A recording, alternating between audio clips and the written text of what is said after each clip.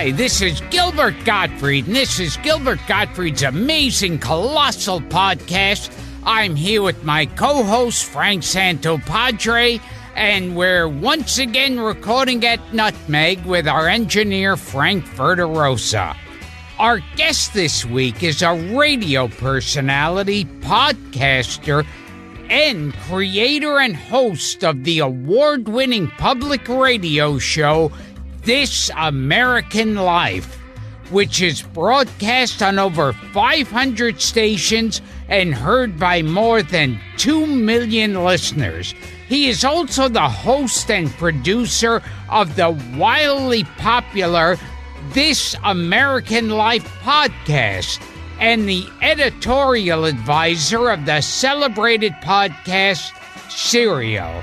He's received several awards for his work, including the Edward R. Murrow Award. I've heard of him.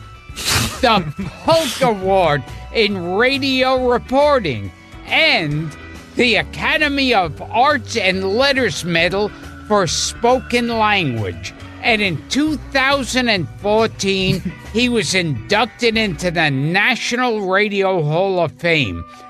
He's also a film producer with projects that include Unaccompanied Minors, featuring former guest Louis Black, Sleepwalk With Me, which he also co-wrote in the recently released Don't Think Twice. TV appearances include everything from The Late Show with David Letterman to Veronica Mars to The Simpsons to 30 Rock to American Dad, as well as his own This American Life series on Showtime. But his many accomplishments pale compared to the single most impressive thing about him. The fact that he's seen me perform so many times, he can recite my act. Please welcome to the show a man way too respected and in demand to be spending time with us, Ira Glass. Wow. Well, that was quite an introduction. Very happy to be here. Welcome, Ira. Okay, let's get to the important stuff. Yes. You've been watching me for years? Yes. Yeah. When we moved to New York from Chicago years ago, one of the things that my wife wanted to do is she would hear comedians on the Howard Stern show, and they would always say, like, I'm going to be playing at Caroline's. She's like, what is this place? Caroline's, which is a comedy club in New York. She's like, as soon as we move to New York, that's where we're going.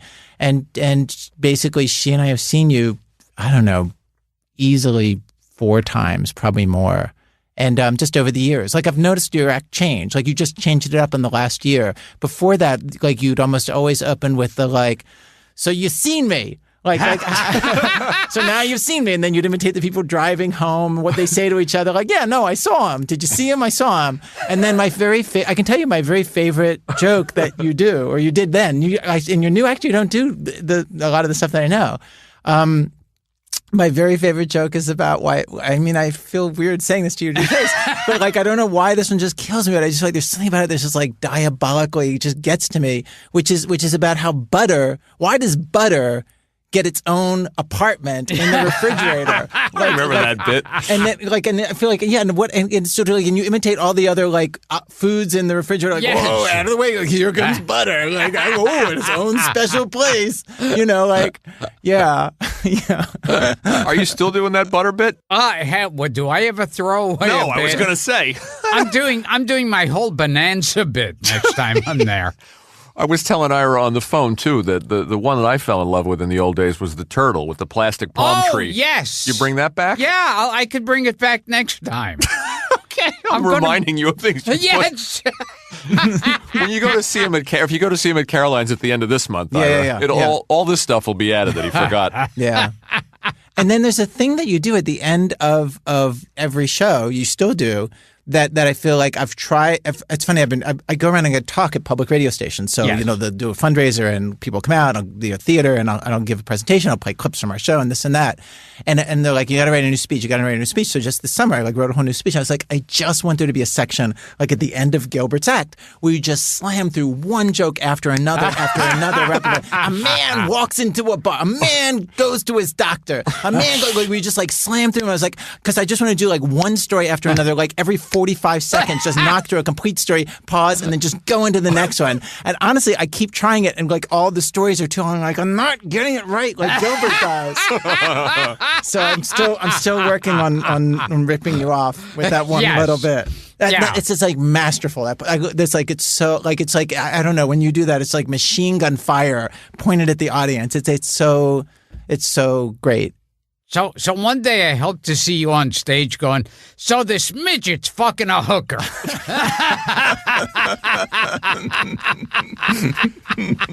You ever see him do the plankton bit with the squid where he takes the napkins? You still doing that? Oh, yes. Okay. I used to do that at the seaport. Yeah. The old seaport. Caroline's.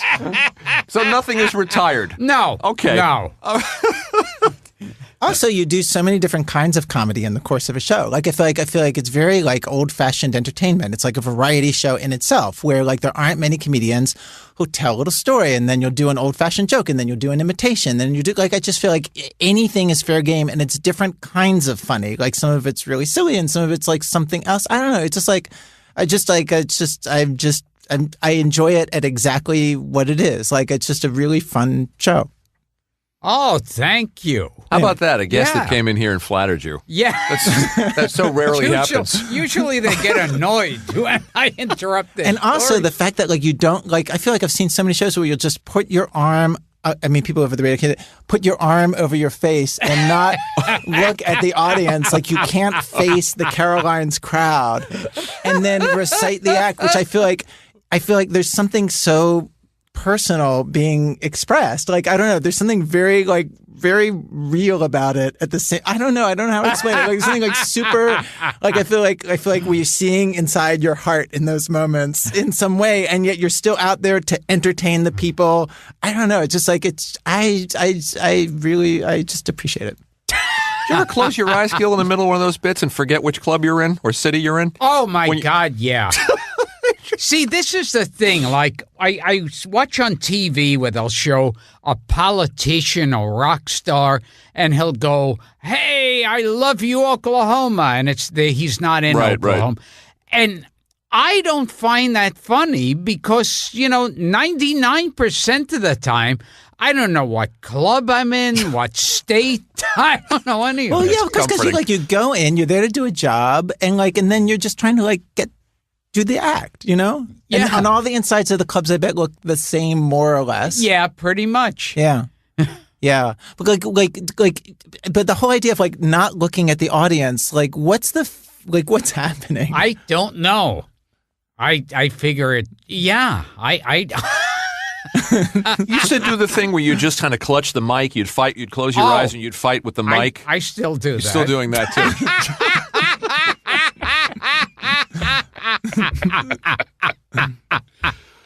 So, Ira, you're a comedy fan, obviously. Yes. And we're talking on the phone, and you grew up in Baltimore. Hey, or in fuck the suburbs. him. Let's talk about me some more. Well, got to get to him eventually. You listen to Class Clown, George Carlin's classic album. You listen to Steve Martin albums. Yeah, when I was a kid, those are the big comedy records for me. Was Class Clown was yeah.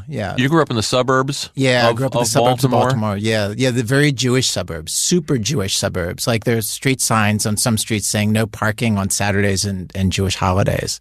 And just tons and tons of Jews. Like Fiddler on the Roof would come through every summer, and my mom would take us. Oh yeah, Ira and I were on the phone. He told me that he saw Topol in Fiddler on the Roof. Oh my God! Yeah. Did you see Fiddler on the Roof when you were a kid? I saw it. I think I saw it with this actor Harry Goss. I don't know who that is. Yeah, he saw it with Herschel Bernardi. Wow. And Topol. I think so. Basically, there were so many Jews in Baltimore. A touring company would come through. No, I saw it the Mechanic Theater and the Painters Mill Music Fair. Every year, we would be taken to see Fiddler on the Roof. I realized this because it's playing on Broadway, and I went to see it. I hadn't seen it since I was a teenager. I haven't seen it in 40 years. And I'm sitting in the theater, and I realized, like, oh, I don't just know the songs from the record, and I just don't know the punchlines, but I know, like, the setups to the punchlines and the ancillary dialogue. Like, we went and saw that show so many times. Like, I had the whole show memorized. I didn't realize it. I wish somebody had filmed an extra fiddler with Zero Mostel in it. I know. Yeah. I know. He's amazing. He's really, really amazing. And it's written for him, and you can tell the way the writing works. It's so made for, like, huge shtick. And what's interesting about the production that's happening now in New York is Danny Bernstein, I think is his last name. He plays it with no shtick. He plays it as an utterly real guy. So it's a totally different thing in a way, because the guy is so normal-sized, which was really fun to watch, too. Anyway. We had Josh Mostel here. We had Zero Mostel's son on the show. And also recently Ron Liebman, who worked with Zero in the Hot Rock. Wow. So we love to get the Zero Mostel anecdotes. That's one of the fun things about this show is that we're talking to people who worked with these people, who worked with these guys. It's interesting. I just listened to recently this hour-long interview that Zero Mostel did with Studs Terkel back in the 1960s. And Studs Terkel, the Chicago broadcaster. Mm-hmm, yeah. And one of the things that Zero Mostel does is he basically, like, puts down, like, the idea of, like, a realistic play. He just talked about how he hates them. He had a name for them that he called them the Mishpacha plays, where it's just like somebody's family, like your family, and stuff happens, and it's just like in your family. He just hated it, and he was like, I want larger than life, you know. And it's just like, it's so. I really, like, you never hear that kind of, like, defense of that, and also such a put down of realistic capturing of everyday life, which is exactly what my job is. I was like, oh, this guy would hate me. He would hate what I do for a living. Didn't we ask Josh why Zero wasn't in the film? Why Topol was in the film? I think he said something like, well, you know, my father was an asshole. He was difficult he was famously difficult to deal with. Yeah. Yeah. Too bad. Apparently, he would do all sorts of stuff on stage that would annoy the writers. Oh, I've heard that. Yeah. That some days he would get very, very Yiddishy about it and throw in all sorts of Yiddish phrases, which the writers, like, and the director, they're like, no. We're trying to for mainstream America. Like we want, like, everybody to be able to get the jokes. And, like, and he would kind of tone down when he felt like it. Real eccentric and blacklisted, famously. Yeah. He would do shtick on stage a lot. Yeah, he would do shtick. Yeah, he was out to entertain. What else did you watch? You know what's interesting? Yeah. I didn't even have to jump in with the Jew stuff. Right, usually I'm the one that jumps in with any Jew stuff. Like, do you know that Olivia Newton-John is Jewish? How can that? That's the most un-Jewish-looking girl. Yeah. And both of her hyphenated names are not Jewish sounding. No. Like, do you know a Jew named Newton or John? Yeah, she had the grandfather, I guess. I think her. Yeah, we had this on a previous show. Her grandfather was an award-winning scientist. Yeah, brilliant scientist. Yeah, but so Jewish on her father's side. Yeah, on the grandfather's side. Yeah, but you've pointed out other people who were Jewish that were at least that surprising. Cary Grant. Did you know that? Really? No. Yeah. Cary Grant's a Jew. I heard Fred Astaire might even be a Jew. On. Yeah. Well, his real name was Frederick Austerlitz. So he might have been a German Jew. Yes. Yeah. Yes. Oh, but does he look Jewish? Do you think Fred Astaire looks Jewish? No, unless you put payas on him. I was going to say, unless he gained some weight. If you put a little weight on that guy, I'm trying to, like, picture him at a normal weight. I take pictures of him, and I draw payas and a beard. And then he looks Jewish. And he looks very Jewish.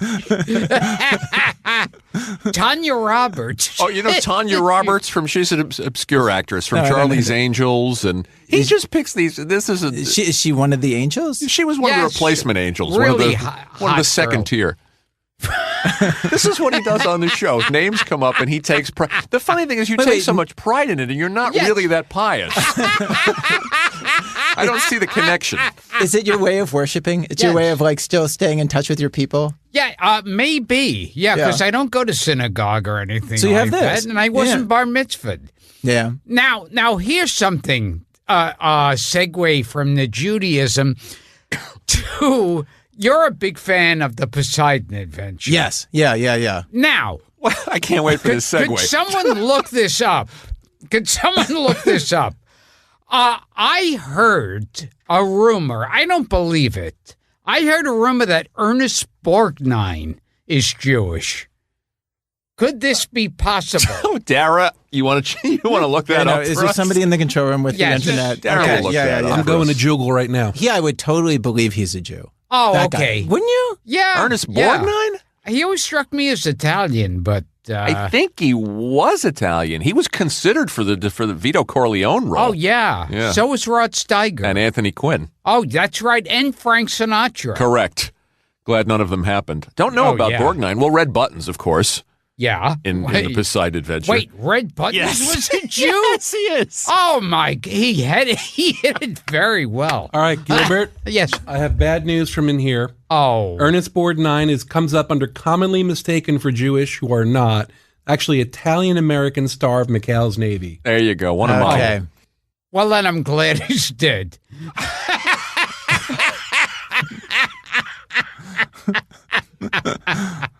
Explain But your. he was good friends with Red Buttons. There you I go. heard. Yeah, there you go. Yeah.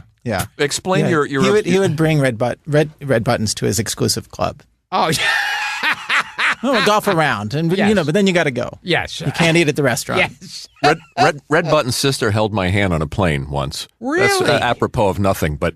Wait. How did you establish she was Red Button's sister? And was she holding your hand because she was nervous? No, because I was nervous, Ira. I'm ashamed to admit I'm a bad flyer. And I was in my 20s, late 20s, and she said, "Oh, it's nothing." And it was kind of a rough, bumpy landing.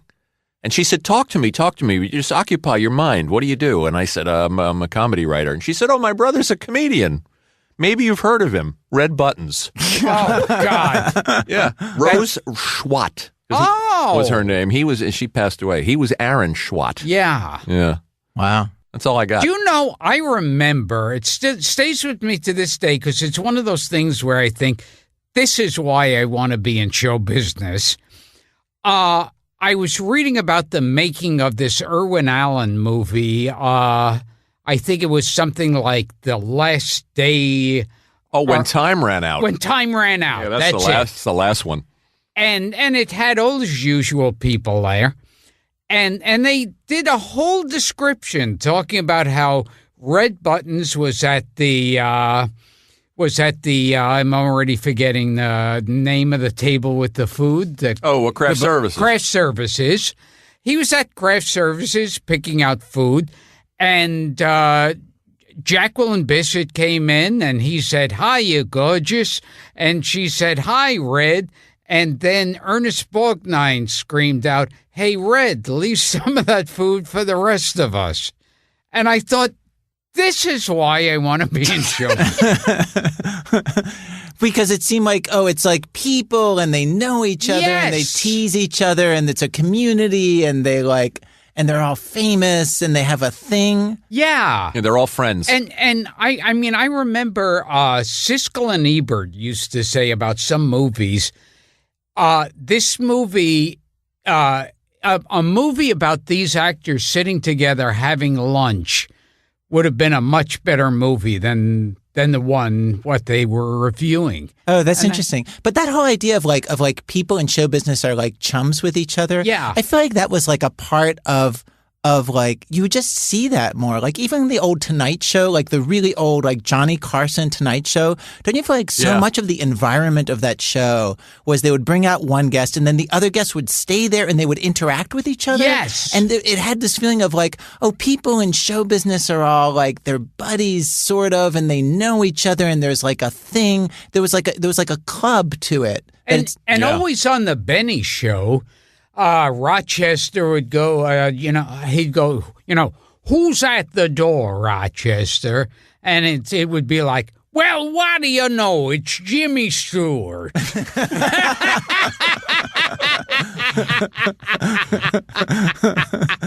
I know what you mean with the Carson Show. The old Dean Martin roast, you always got that sense too, that everybody knew each other. Yeah. But it was not the case.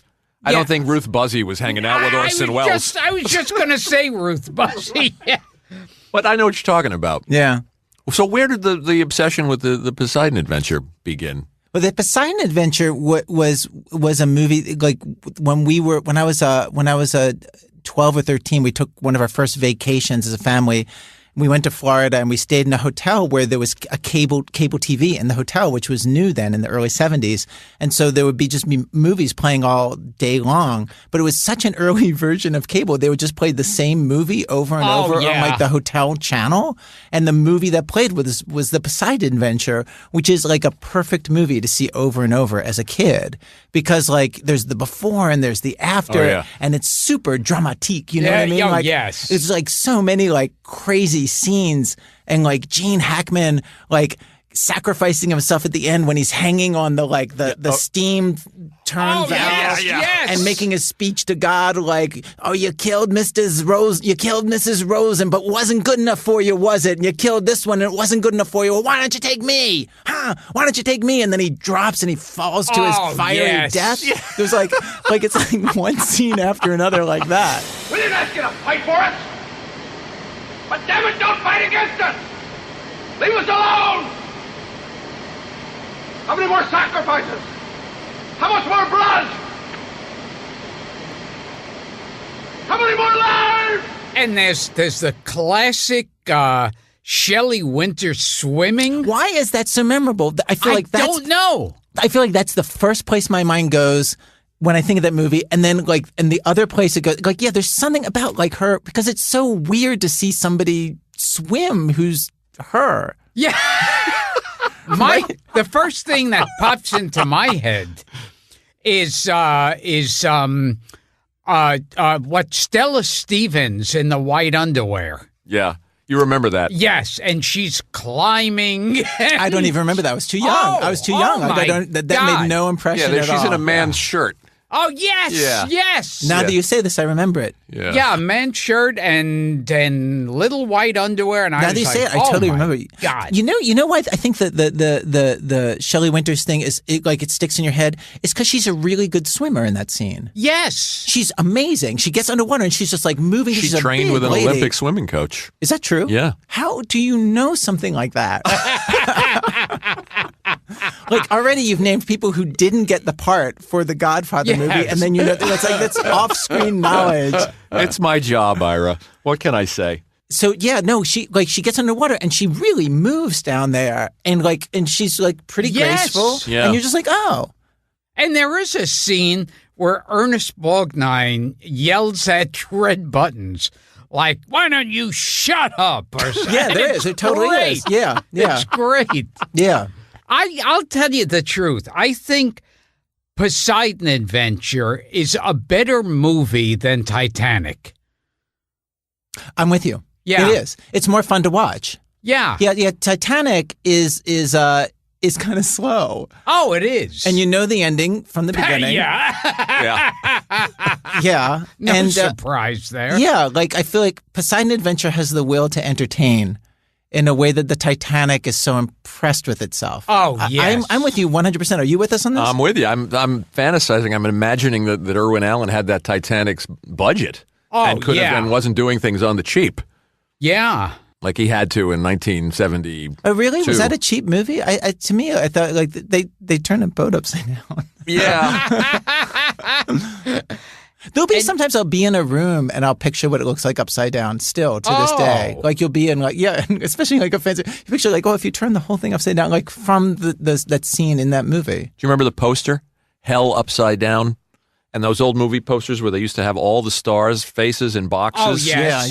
On the poster? In those days when movies had those all-star casts and you had to put everybody's face on the poster. And in the poster for this, what did they do? It's just Hackman and Borgnine, and they're all of them along the bottom. Yeah, they're all along the bottom with the big hell upside down tagline. Yeah, it's great. I saw it in the days when you could see the same movie every day in a theater. Oh, yes. They would just show the same thing over and over again all day. You remember? Wait. That happens in theaters today. What are you talking about? Have you been to a movie theater? So, let's say, let me just walk you through this. Yes. When Gilbert, help me here. When you go to the 2:00 show, Frank, they show the movie again at 4:00. No. You see, you go in. I know. At 1:00, you see Titanic. 4:00, Abbott and Costello meet the mummy. I was thinking of something else. What were you? Wait. What were you thinking of? I was talking about when in the Cross Bay Theater in Queens, you used to be able to see the Planet of the Apes movies. You would see all of them in one day. Oh, now That's what I was talking about. But it didn't make any sense in this context. We'll cut it. Oh yeah, wait, you're gonna cut that? Wait, you missed Star Wars, but now we're having Kooks in a Castle with the Three Stooges. Were you also a fan of the Poseidon Adventure sequel, the Beyond the Poseidon Adventure, with Michael Caine and Sally Field? I don't think I saw it. Yeah. Did you guys see it? Terrible. Yeah. I think I've Unfortunately. seen bits and pieces. It was pretty bad. And then Yeah. there was Poseidon with Kurt Russell a couple of years ago. Oh my God, and Richard that's Dreyfuss. right. Yes. Yeah, so they went to the well a couple of times. In the Towering Inferno, there's who's the football player? Simpson. But is he the one? No, there's another guy, a really big guy, and he pulls up an elevator by himself. Wait, you mean he holds onto the He cable holds the cord and then he pulls and the elevator? pulls up the elevator with people in it. He pulls the elevator That's up. brilliant. I don't remember that. Great. I don't remember that. Well, OJ is in that film. That's one is. of OJ's yeah. movies. Yeah. He is, I don't yeah. remember that scene. Richard Chamberlain, I remember, and William Holden, Oh yeah. and of course Newman and McQueen. Faye Dunaway. Faye Dunaway, yeah. Robert Vaughn in that one? He could be. Maybe. He popped up in a lot of those. Maybe, yeah. Are you into those things, those Irwin Allen disaster movies, or just the Poseidon Adventure? Just the Poseidon Adventure. Like I definitely saw the Towering Inferno, but then I didn't stay for the whole genre. In fact, I don't even know what the other ones are. What? I saw Airport was the first one, right? Right, but that one's not an Irwin Allen. He made. Oh, it's not. No, that was probably the first big disaster flick. Right, Yeah. right. He made the Towering Inferno, the Poseidon Adventure, the Swarm, the one about the killer bees. Oh my God! Did that have Henry Fonda? Yes, and Yes. Olivia de Havilland, and Wow, Henry Fonda was in one of those things? yes, and Michael Yeah. Caine again. Wow. Yeah, and then he made what's the other one? The one you're referring to is called When Time Ran Out. Oh, when time ran out. With That's right. Jacqueline Bisset Yes. and Paul Newman again Oh yeah. collecting a check, and Burgess Meredith. Ah. Always good. Yeah. Always good. Anything Burgess Meredith in, he brings the A game. Always good. I'm a big fan of Mice and Men, the original one. I've never seen the original one. Wow. And he's in that? Yeah, you should see it in a theater because afterwards they show the Matrix. Now no one's going to know what that means. Well, no, you got to leave in the earlier bit. You gotta leave it. We have to leave that in. That's too good. A theater that shows the same movie more than once I was a day. thinking of something else entirely. You gotta leave that in because I'll be doing callbacks like crazy. And So, does he play Lenny? Does he play the retard? He plays George. Lon plays George. Chaney Jr. is Lenny. Right. oh, it's worth seeing. Okay. Go ahead, Gil. Go to your notes. Okay. Now Lon that you've- Chaney Jr.'s not Jewish. No. Neither is Al Burgess. Jolson, Jewish.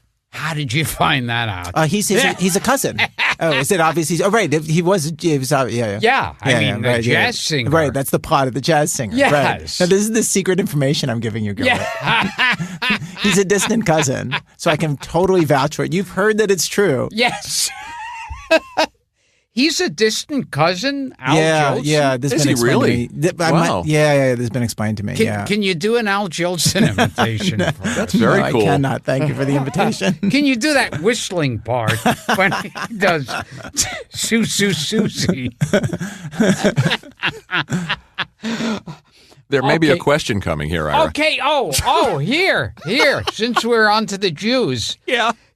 Your Jewish parents, Yeah. shockingly, didn't want you to go into radio. They wanted you to become a doctor. Yes, and they held on to that for a really long time. Like I was in my 40s before they finally said, like, okay, you don't have to become a doctor. Like, you win. Now, but didn't they realize at your 40s you hadn't had any medical training? Well, there really was a sense of like you could still do it. You could still go back to school. Like there really was like Oh my up through my God. 30s. Yeah. So, like when you were 70, you become I could finally, doctor. exactly. Finally get my MD. No, they really, they.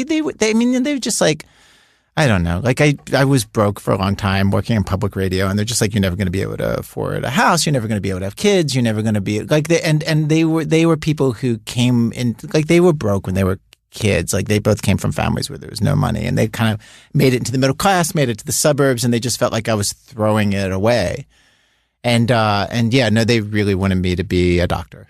And it's funny, like the thing that made them give up on that was the very, I remember this so clearly, like it was the very first time I was on television. I was 41 and I was a guest on Letterman. I had never been on television before. And just like did a thing promoting the radio show on the Letterman show. And at the end of that, I talked to my mom, and she's like, "Okay, forget it. All right, you win. You're legit now." Yeah, it was finally like, yeah, they were not. I've said this before. My parents are the only Jews in America who hate public broadcasting. So yeah. See, I understand your parents' point of view now. As you get older, you do think that way. Because like when I started out doing comedy, I thought I was a fucking idiot, thinking I could make it in show business. And now, rationally, I think, oh, my God, what the fuck were you doing in show business? And did your parents want you to do something else? Oh, yeah. I think they thought that was like another one of my idiotic ideas in my head. But he was only 15. Yeah. When he started doing it. Oh, wow. Yeah, so it was weird. And were they Jews? Because my parents didn't have any like. That's our sponsor this week is Jewy Jews. They come in all fruit flavors. Get yourself a pack of Jewy Jews.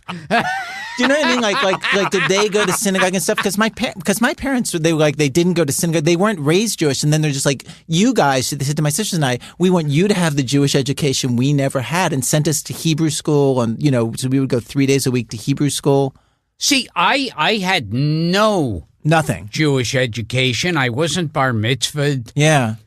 None of that. Again, stuff. were your parents did your parents did they keep a kosher house or anything like that? No, nothing. No. We ate bacon. We did ham. Too. Yeah, and I remember, like, I always think I don't know when the holidays are. I don't follow them, but I know I'm a Jew because if the Nazis came back and rounded us up, I'd be there with everybody else. Yeah, that's true. So this comedian, Stewie Stone from... Stewie from the Friars Club. Yeah, from the Friars Club. He's about 108. And he said, "Oh, so you're a boxcar Jew." And I thought, that's it. I'm a boxcar Jew. I like that. I like it. There's like the Orthodox, Conservative, Reform, then boxcar. One level down. Yeah. Are your folks still around? I mean, have they gotten to see all of this success? Yeah. My mom passed, but she sorry. passed recently enough that she saw that that it all worked out. The Simpsons and all that cool stuff? Some of it. Some of it. Cool. She saw some of it. Yeah. And you achieved amazing success. Surprising for me. Yes. Like, Because just talking to you, I think, how could he make it in anything? Thank you.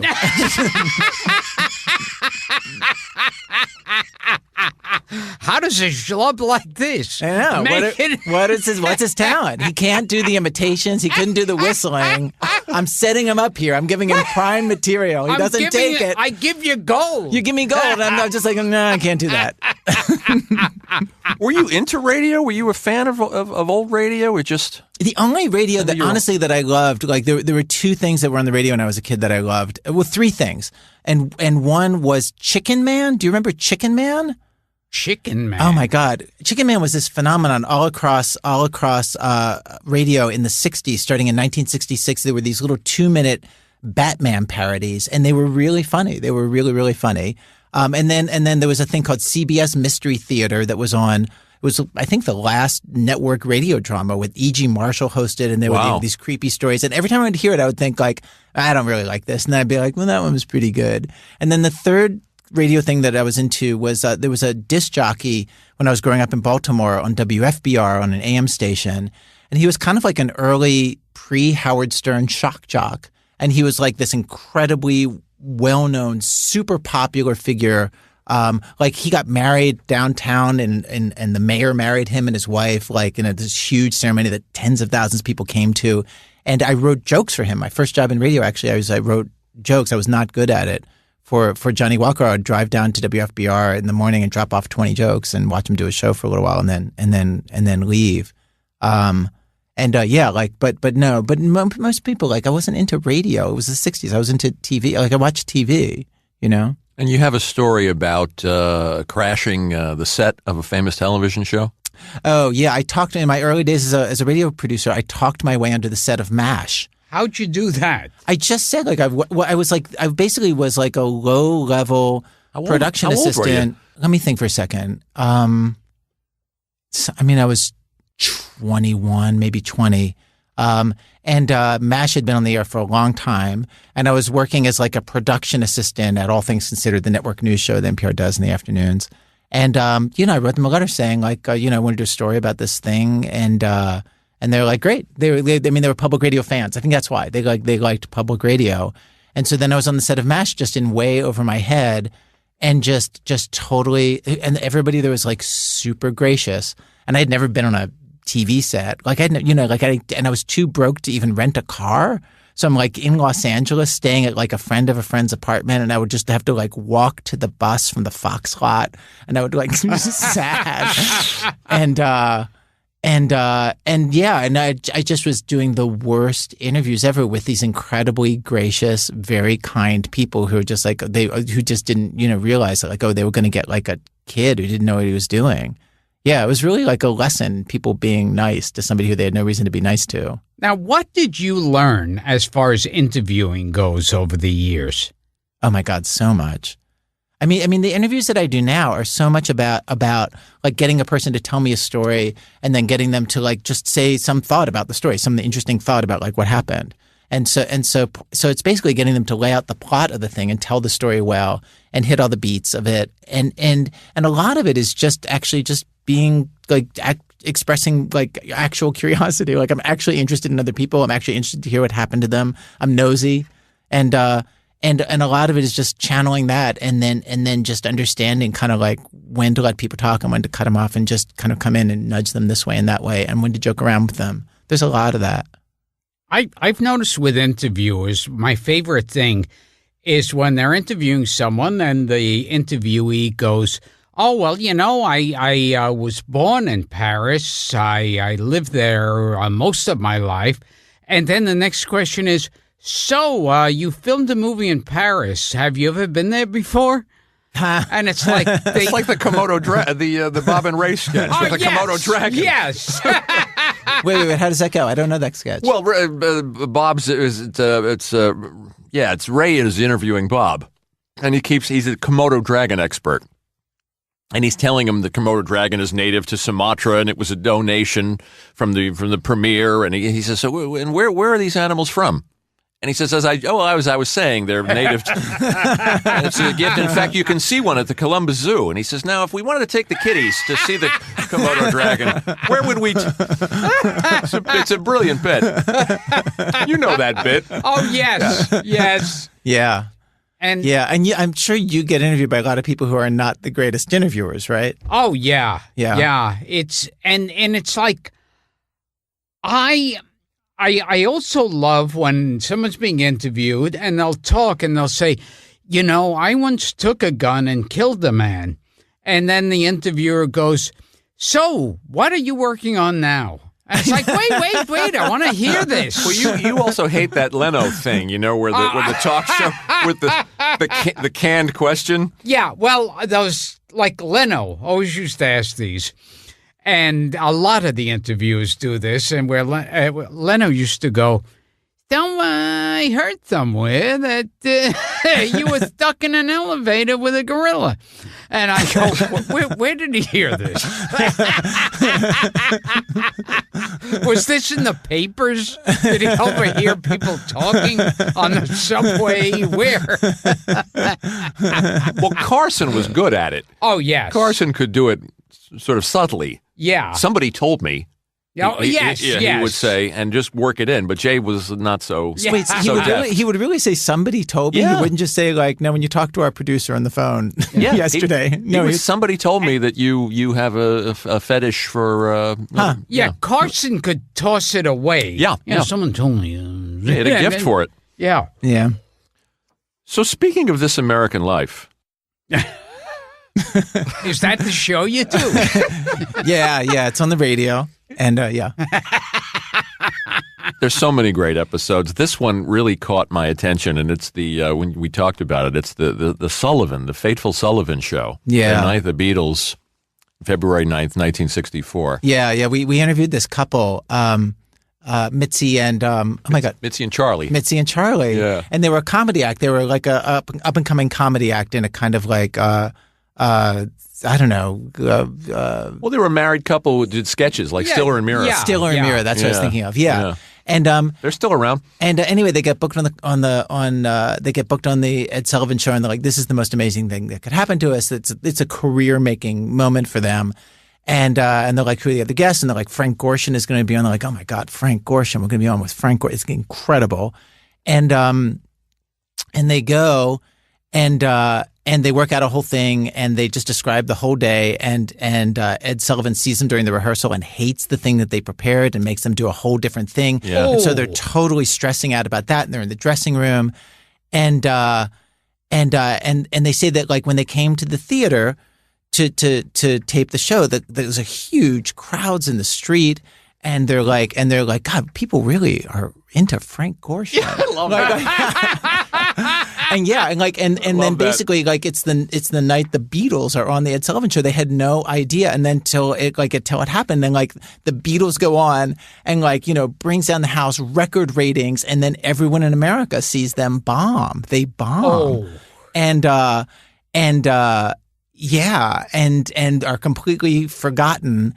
And that's their day. Yeah, and in the radio piece, like one of the lovely things about it is like we totally withhold the fact that it's going to be the night the Beatles are on. Like you find out when they do. It was like great. They just tell the whole story of like the plot of it is just like we're going to make our careers and like it's not going so great and Ed Sullivan doesn't like us and what's going to happen, and then like basically then the Beatles show up. The theme of that show was the big break. Their big break. And we had Marty Allen on the podcast, and Allen and Rossi were also on Sullivan with the Beatles. Really? Yeah. On that probably On not the that second first one, one. the second one. Yeah, The second one. yeah. One of the weird things that they said is that Davy Jones, who was in the Monkees later, he was on that episode of Ed Sullivan. He was in a Broadway play. Oh, is it Oliver? Was As Oliver. Yeah. And so he was one of the stars of the play Oliver on Broadway, the musical Oliver. So he sang one of those songs from Oliver, and then he stood in the wings and watched like kids going crazy for the Beatles. And he said later, like, he's like, I'm switching. What they're doing, that's what I got to do. And then like basically was one of the guys who was in the Monkees. Wow. Yeah. And Sullivan really threw them. I mean, he said that, well, the house is full of 14-year-old girls and your bit is too sophisticated and they're not going to understand it. And I mean, Yeah. And the saddest part is that you're interviewing Charlie and Mitzi, and Charlie says, I swear I heard someone in the audience say, get them off. Oh. Yeah. In the middle of and then their agent doesn't call them for 6 months because it was just the bomb was just so. Wow. Yeah, it was kind of career ending for a long period of time. Yeah, for they them. recovered. I mean, she became a sitcom writer of note, and he was a working actor. I worked with him Oh, no kidding. on an episode of Silk Stockings. Yep. Wow. Yeah. Yeah. And was he a regular on that show? Was He he was. like, yeah. Oh, yeah. Yeah. Huh. I mean, they They were super nice. came back. They came back. Yeah. Yeah, you should have them on. I feel like they're going to know a lot more about old showbiz than I do. We actually should have them on. They're on. Yeah. They're on Facebook. Charlie and Mitzi. So he could be like the second guy I worked with on Silk Stockings. The other was John Biner. That's right. Yeah. Another great episode was the Sinatra episode. Oh yeah, There were two, right? There was the 100th birth. I mean, basically, we went back for Sinatra's 100th birthday, and we remade the episode we had made while he was still alive. Right. And Yeah. Like I grew up listening to Frank Sinatra. My dad would play him around the house all the time. That was probably next to like music, Broadway show tunes, albums, like the music that my parents were playing the most was Frank Sinatra, playing it all out. Like I know that stuff backwards and forwards. And he's such an interesting figure. We played a lot of the recordings of like the Rat Pack on stage and what their old nightclub act was like. There are these really wonderful recordings you can get where it is just like a night of their act in like 1962 in like a club in Chicago or a club in Vegas, and just hearing like the shtick that they're doing, and obviously we're doing every night with each other, is fascinating. Like it's a machine. The Villa Venice, I mean, is the one that's on that you guys did. Yeah, so from good. '62, and they're being so unkind to Sammy. Well, they're roughing him up. They're roughing him up, and they're roughing him up. Like the stuff the race stuff that they do is you would never see white and black performers do today. And the fact that like the number that Sammy and Frank would do is like unimaginable for like a white and black performer to do today. They sing "Me and My Shadow."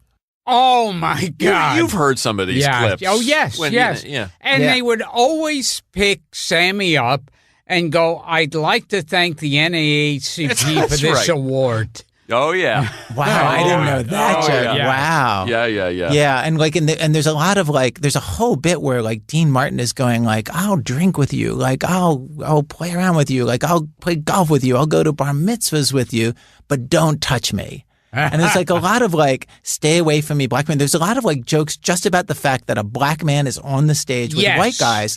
Like it's so new. Like that is the thing they keep talking about. And it reminds me of this thing. Have you said, my sister and I, my whole family, but my little sister and I especially wanted to do this. We saw Rickles perform in Vegas like 3 or 4 years ago. Oh, what was that like? Very recently. The black guy in the third row. Yes, that's exactly what he does. Still doing it. Like he's still doing it. Like it was weird. Like it was really like, it was uncomfortable. Like he would pick out a guy that was like a super well dressed, obviously very rich black guy, like who they seated right downstage, and Rickles starts going into this whole thing about like, "What's your name? Tyrone? Is your name Tyrone?" And like the audience is like crickets, and Rickles is like, and Rickles starts saying like, "Well, you know, just come in here to pick people's pockets." Like these are the jokes that he's doing, and like it's just total crickets, and it's just like he just, no one in the room was having the like anxieties, the feelings that he was having of like, "Oh my God, there's a black man here in the room with us." It was really fascinating. Rickles was at some event where he made a joke about President Obama, and he goes, "But I don't want to insult President Obama. He's a good friend of mine. He was over my house yesterday, then his mop broke." Oh my God. Amazing. Oh my God! Amazing that he's still getting away with that. Yeah. Well, I mean, there was a point in the thing where like you know, he wasn't getting laughs on some of this stuff. Like for some of the audience was sort of like laughing partly out of nervousness and just like, what is happening? But there was a lady who was sitting down very close, and I remember he pointed to her, because we say this to each other sometimes on the radio show. He pointed to her and he's like, "Lady, look, this is the act. If you don't like this, like this is the act." This is the show. If you don't like the show, you don't have to stay for the show. Yeah. Like, and he did an imitation of her sitting there with her arms crossed. He's like, "This is the show, lady. I don't know what you thought you were gonna get." I was like, yeah. So sometimes like my senior producer and I, like when we're talking about something, or you have to deliver the bad news. Like, "We're sorry, this isn't gonna be on. This is the show. You got to deal with it. This is the show we're gonna do." You make a great point in that show, because you're talking about how how such beauty can be coupled with such vulgarity. That he was well, both. That's the thing about him that's so mesmerizing. Yeah, that Frank Sinatra was like so many guys wrapped up in one guy. You know, like he would punch out a photographer, and yet like he would croon these like incredibly vulnerable songs. Like, and I'm reading up on it. Like I read, like people like, you know, one of the things about him was people would think like he had to be a tough guy because he was being so vulnerable on stage. He felt like he had to prove like, I'm a real guy. Oh, that's interesting. Yeah. And then yeah, like, and so like sort of vicious to the columnists at the time. Oh, Dorothy in that recording. He had a whole set of bits on Dorothy Kilgallen. Yeah, I think he called it a chinless wonder. Yeah, but it's nasty and personal. Well, it's all just like how ugly she is. And again, you can't imagine like a comedian just like going on about how ugly a person is. Like it's just not. I don't know. It's it's really, really something.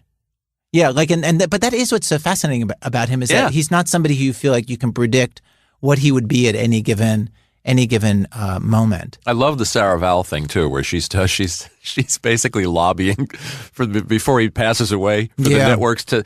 There's a humorous Sarah Val is frequently on Ira's show, and she's begging the local news, when you do Frank Sinatra's obit, don't lead with "My Way." Anything but my way. Yeah. She's like, it's his worst song. He hated it himself. Don't do it. Of course they did. They did it. They totally did it. But then another thing everyone admired about Sinatra was that fascination with the mob. Yeah. Everyone loved that. Like, ooh, he's in with all these big killers and gangsters. Well, it's true. It just made him seem like it just made him mythic. You know what I mean? Like all those things just made him so mythic. And his I didn't know this when I was a kid, but like by the 60s, his star was kind of going down. Oh, yes. Yeah, and he totally had to bring it back and reinvent himself over and over. Well, this is one we'll have to play on the show one of these days. What's that? It's when all those guys who were trying to be relevant. When he was doing Bad Leroy Brown and that kind of stuff. He also did Mrs. Robinson. Oh, yes. I've heard that. I'm familiar with it. You cuckoo bird, Mrs. Robinson. Ding, ding, ding. Yeah, ding, ding, ding. Yeah. Well, I always wondered if you're Paul Simon, you must be on some level flattered. Oh, my God. Because it's course. Sinatra. Of course. But at the same time. Yeah. Better get him drunk. Get Paul Simon on here and get him drunk and ask him. And the funny thing is, when Sammy Davis Jr. died, he was back to being like the king of show business, and we love him. Everything he did was... But he had fallen into that thing where everyone made fun of him, going... with the I guess that's Nehru true. Jacket and the peace sign. And, Yeah, that's true. And giving the fist in the air and trying to be still hip with the kids. Yeah, when he was way too old for that. Yeah, that's really true. That's right. I never thought about that. I have such a soft spot for Sammy Davis Jr. I feel like he was always he's super fun to watch and just... He was a great performer. Yeah. But people would make fun of that, like... Hey, right on, baby. Yeah. Well, he became a little self-parodying. Oh, yeah. Toward the end. Yeah. And, okay, here's the story of Sammy Davis. What was it? You were trying to think if it was Jeff Chandler or Jeffrey Hunter. I think it was Jeff Chandler was the Jew. Right, he was. Okay. Wait, who plays the Jew?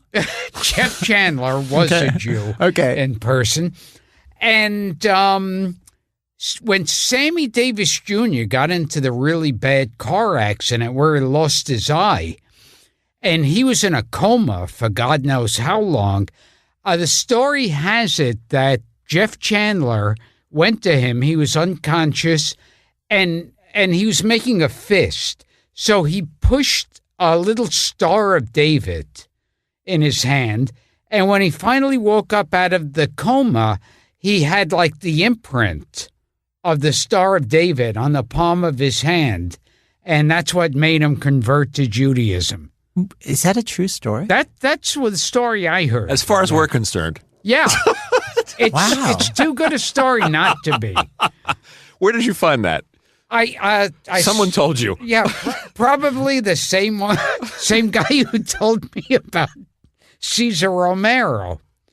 Okay, I haven't told the story a while. Oh, God. Well, Cesar Romero. Ira's a fan of the old Batman series, so he'll okay. appreciate this. Okay. You'll never watch it the same way ever again. Okay. Cesar Romero. Oh, no. Where is this going? Not to a good place. He had a very ugly place. He's always the romantic Latin lover. Yes. But in real life, he was gay. And, no. Good for him. Who cares? Right. But it couldn't just be ordinary gay. This was old Hollywood. So what I heard he was into was he'd gather up these boy toys and he'd stand there in the middle of them. They'd form a circle. He'd stand in the middle of them. Some people say he stood ankle deep in warm water. Oh my God, I'm covering my face because Yeah. I don't even want to know where this goes. I just heard this recently that he stood ankle deep in warm water to add. Yeah. And First of all, and whatever. Wait, can we just pause for a second? Like, whatever is about to happen. How much setup is this sexual act taking? Yes. You need it's horrible. you need like a bunch of guys. You need like something to hold the warm water in. Somebody has to warm up the water and put it into the like. Who's the person who does it? Do you do that yourself? Do you make one of the guys do that? He was a job creator. Yeah. He was a job creator. Okay. All right. So he's standing there naked. And yes, naked. And or he just pulls down his pants and underwear. Either way, it's naked. Okay. And the boy toys Oh no. Where are we going? job is to throw orange wedges at his ass. Some people have said tangerine wedges. That's the only argument. Wait. Orange wedges. Orange wedges. Like you take an orange. Yeah. And you just throw the orange wedge at his ass? Yeah. See, I want to know. Why do we believe that? What is that even? What is that I even? want to know. Wait, and does he get off that way? Is he touching Yes. himself? Are other people touching him? I don't know. But see, what I want lacks to know details. is when did Cesar Romero wake up and go, ooh, it would feel great? Orange wedges, full force on my ass. Yeah. Here's what I'm going to do. I'm going to make a coffee table book, and it's going to be nothing but photos of our guests reacting, just stills, reacting. Oh my God. If Ira's fans could see the look on his face. God. Oh my God. And you know about... Wait. Don't go there. That doesn't even make any sense. That doesn't make sense. Wait, and then the orange wedges fall into the water? Maybe. Yeah. It depends with what force they bounce off. Yo. They bounce off. Well, that's the a really good Joker's point. ass. I think that like the dude, you want it with some force, right? Yes. Yes, You totally of course. like you don't just like a pat. You don't lob them underhanded. I would think. And is it an orange wedge because it's just going to smell nice at the end? Yeah. Like, you feel sort of gross, but you're just like, it smells pretty fresh. And you get vitamin C. Obviously. Yeah. I'm sure a few times Caesar would yell out, hey, you threw that way too wimpy. Yeah. Yeah, Right? I want a bruise. You'll never see Batman the same way again. No. The original series. No. Speaking of, we were talking about the Poseidon Adventure, and speaking of aquatic films. Yes. How's that for a clumsy segue? Well, Cesar Romero we talked about this before. stood Well, you in- and I talked about this before. He stood in warm water. That's an aquatic. Ira is a fan of The Incredible Mr. Limpet. Well, you were asking me, Frank, before we came on, like, Yeah. what are movies that I remember from when I was a kid? And I remember being completely terrified by that movie, like nightmarishly terrified by The Incredible Mr. Limpet. And it only occurred to me years later is it's not supposed to be scary. Like, When I was a little boy, I went with my parents to see The Incredible Mr. Don Knotts and Jack Weston. Yeah. And did they show it all day long in the same theater? No, they changed the movie. Okay. Right afterwards, Okay. they showed Julia. Julia, Yeah, really? it And the had- turning point. Yes. And the sorrow and the pity, and then The Incredible Mr. Limpet. Comes back up. They showed The Incredible Mr. Limpet, and then an hour later, they would show Children of a Lesser God. It's great that you have those jokes at your fingertips. It is a little... And were you I remember being terrified by it. Like Don Knotts, nobody has seen that. Like this is such an obscure movie, but like It's not that obscure. It's not really? They're going to remake it a couple years ago with Jim Carrey. he'd be good. Yeah, But like it's a guy who basically becomes a fish. Yeah. And wears his glasses as a fish. When he's a fish, he's a cartoon. Oh, yes. And looks a lot like Don Knotts. And I just remember being terrified. It seemed so real that you could become a fish. I wish I were a fish. Fish have a better life than people. I wish I were a fish, 'cause fishes have a better life than people. They don't have all the care and strife of people. A fish can swim that's all they ask of him. A fish is free to roam around the sea and look for love wherever he can find it. He flirts with every lady fish as she goes swimming by, and if she gives her tail a swish and winks a fishy eye, a minnow all at once can be a whale of a guy. I wish I were a fish. Henry, the water! Oh, what a mess. I think I'm a few years younger than you. Maybe not. Yeah. I bet we might be exactly the same age. Yipes. See, you know what scared me when I was a kid? On the Abbott and Costello TV show, when Jesus. Bocciagaloop? Bessa. Oh, Joe Stinky. Bessa. Stinky. Yeah, when Joe Bessa would show up as Stinky, and he'd be this grown man in a little kid's outfit. He used to scare me. Wait a minute. Wait, and is it? And what was it? Like, do you know like what it was? I don't know. It just seemed wrong. It just seemed wrong. Yeah. That is the most profound thing you can say. That's so Almost deep. like- It just seemed wrong. You know about Danny Kaye and Laurence Olivier, right? No. This is going to have to be Okay. a whole other show. All right. See, one time, Laurence Olivier was coming into some country. Danny Kaye was already there. So Danny Kaye put on a whole outfit like he's some French guard. And he goes, you, monsieur, go into this room. And he takes him in there and he makes Laurence Olivier undress. And then he examines him by sticking his finger in Laurence Olivier's asshole. And then his mustache falls off, and he and Danny have a big laugh about this. Now, this story was told by Malcolm McDowell. Yeah, see? Okay. Who had worked with Olivier, so this one could be true. Oh, wow. See, so when Wait, they're at the airport or something? Yes, and like yes. the plane has come in, and Danny Kaye is so famous yes, that he says he's allowed to go into to do security. Yes. He's at customs. They've Yes. given him a customs agent uniform And so to harass. when you see either Laurence they Olivier were or buddies. Danny Kaye, you know they had their fingers in each other's asses. Well, that's really good to know. That is the definition of a showstopper. Are these men? Are they gay? No, they were real He-Men. and as macho He-Men often do, they stick their finger in another guy's ass. There were rumors. You know, these are showbiz stories. These are old saws. Who knows how much truth? But Malcolm McDowell, a reputable actor, did tell this on television. So Okay. the Cesar Romero story has no merit whatsoever. This one may have some validity to it. This is so like I don't know why this is coming to mind, but it just like reminds me of how like you can't libel a dead man. Oh, that's right. Yeah.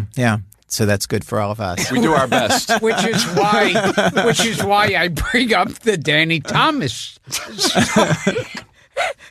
Allegedly, what Danny He's got to know that one. No, I don't know what we're You talking don't about know yet. that? Well, what's How the story? are you in show business? I'm in public broadcasting. Oh, okay. I'm in a Danny tiny little Thomas. island on the side of show. Like show business is like a huge continent, and then there's a little island off the South Carolina coast where like the Gullah people used to live, and that's where public radio is. Danny Thomas used to hire hookers, and depending on who you hear the story from, some people say he wore a priest outfit when this took place, and he would lie under a glass coffee table. Allegedly. And these hookers would shit on the table. Wait, and that would be exciting? and then like okay. So many questions. So from the hooker's point of view, Yes. is he always going to the same service so they know? They tell the lady like, listen, have a big meal beforehand. No, seriously, have a big meal. Yes, have the triple whopper before going over. Like, how do you organize? I'm starting to produce all these things in my head. So how do you like organize that for the man? The Mac definitely with cheese. Oh, Lord. It's a glass table. Yes. So it's got to be pretty heavy glass because if I she's love that he standing, approaches this as a problem solver. so she's standing on the table. She's standing on the table that she's pooping on, right? Yes. Right. So she's standing on it, so it's got to support her weight. And it has And is to it be a like- table that can't wobble or she'd break her neck. Right, but Yeah. also has to be tall enough that he can be underneath it. Yes. And then is she in sort of like, is she squat? I guess she's squatting. Yeah, Yeah, I yeah. would think so. Yeah. I'm just trying to think it through. Yes. Of course, as one would.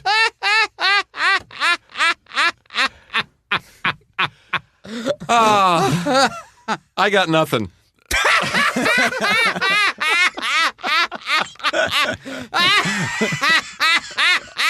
I'll try to clean up the show and take us out, Ira. You want to tell us quickly about your experience working with Yoko? Oh, that was a very random thing to have happened. I've been doing this show, which when I describe it, it's going to sound awful. I swear it was good. Where we've toured all over the country. We performed at the Sydney Opera House. We performed in London, and it's me and two dancers, and I tell stories and they dance, and then sometimes I dance with them. And we did a little bit of it at Carnegie Hall. Like we did a little 12-minute excerpt of it for somebody's benefit. And one of Yoko Ono's producers was at the benefit, and Yoko was looking for bad dancers to be in a video for her song Bad Dancer, which is from her latest album. And they're like, I think we have a bad dancer you could hire.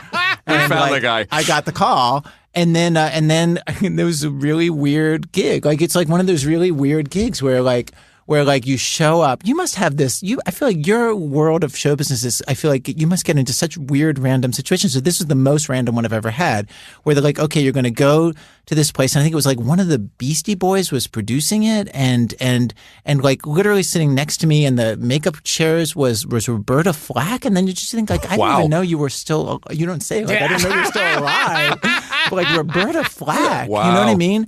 And then and it was sort of like one person after another. And then I met Yoko Ono, who was incredibly gracious and said to me, she said, thank you for your work, which I thought either meant that she knows my work or she doesn't know my work. Those are the two possibilities. Yes. Yeah, and I think probably the latter. And then there was a part of it where you dance alone. There's a part of it where you improv dance with Yoko Ono. And then Yoko Ono was sort of game to do whatever. So we just improv. She was sort of yes and anything I would try. And she's a very slight, short, older lady. Like, she's an older lady for sure. I mean, she might be 80. Yeah, probably. Yeah. And she was always older than him. And she never knew who John Lennon was.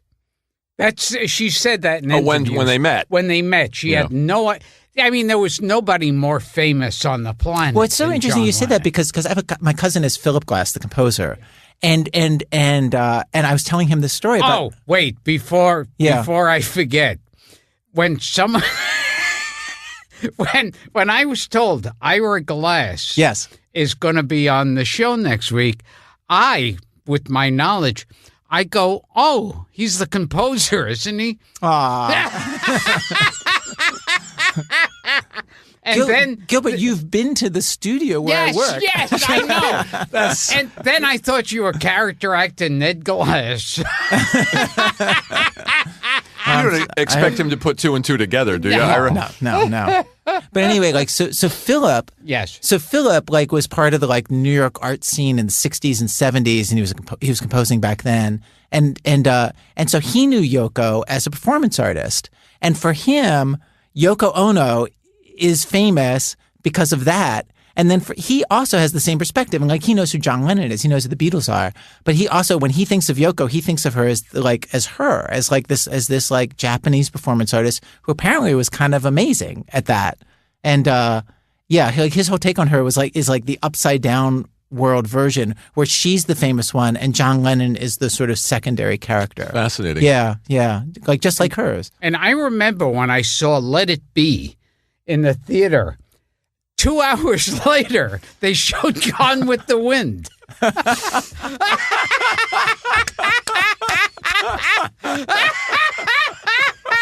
Perfect rap. Okay. Bravo.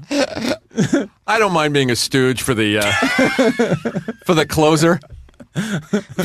But did you have to be Curly Joe Dorita? Well, at least I wasn't scared of Joe Besser. Yes.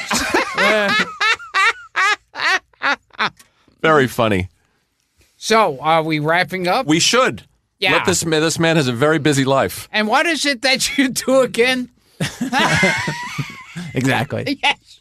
His podcast is more successful than this one will ever be. That's all you need to know. A 2-year-old girl in her basement has a more successful podcast than this will ever be. Go tell us what's coming up or what you want to plug. Yeah. I have a podcast, This American Life, and the film that I worked on that I produced, Don't Think Twice, is still in theaters everywhere. With the very funny Mike Birbiglia. Yeah, very, very funny. What do they show right after Don't Think Twice? I heard it. Don't Think Twice, and then the Bowery Boys in a haunted house. They show 5 Planet of the Apes movies in one day. That's the part that I left out. That was the essential part. Very funny. Okay, so this has been Gilbert Gottfried's amazing Colossal podcast. I'm here with my co-host, Frank Santopadre, once again recording at Nutmeg with our engineer, Frank Verderosa. Thank you, Frank. And we have been talking to Ira Glass. Well, it's been a pleasure being here. And you've learned more stuff about show business. I have learned so much about show business, yeah. Feel free to talk about it on your show. I will, thank you. I have a feeling you won't. But it's NPR, so you'll go. We'll try to fact check it. Yeah. But since it's NPR, you'll have to say the hookers would shit on the last coffee table. Thanks for putting up with us, Thank Ira. you. It was fun. Good. Thank you.